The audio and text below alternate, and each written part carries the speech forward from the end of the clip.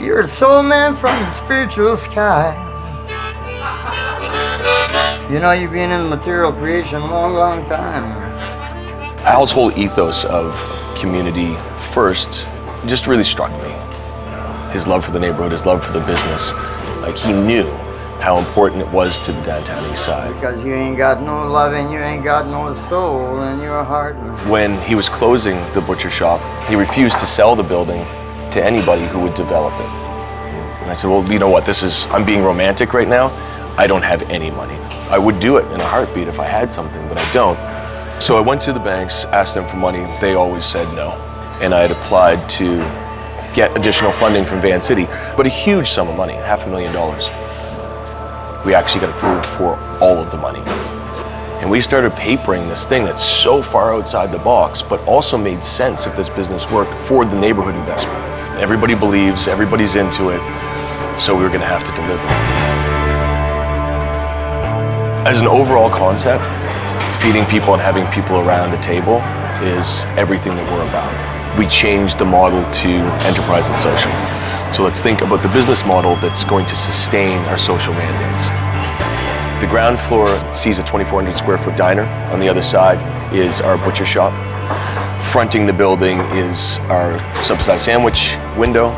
On the second floor, we have a 5,100 square foot commissary kitchen that prepares our meal program and acts as a food incubator at the moment for smaller businesses.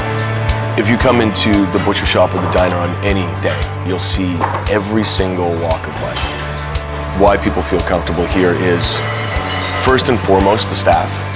I would say over 40% of our staff are living assisted. We also employ a ton of people with barriers, whether those are mental challenges or addiction issues, and work really hard to make sure that they stay employed.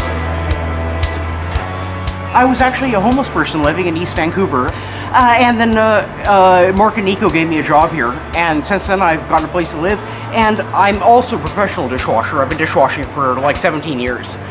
Yeah, no, I've had a blast here, and these guys have been awesome.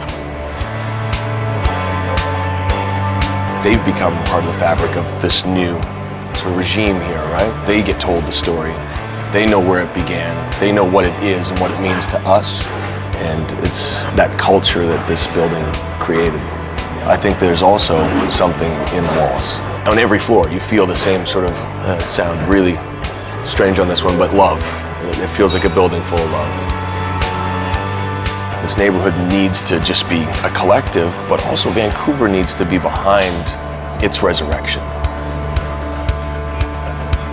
If Van City hadn't backed this project, we wouldn't be sitting here. They have been with me sort of every step of the way, protecting their investment and protecting their investment. I think what it really shows is the community members, they're banking in us. So that whole community idea and that money goes around, because that's exactly what it does, right? And it's working. So they have to keep doing it. It's called the East meets the West. You know, I want to see the Lord this other day.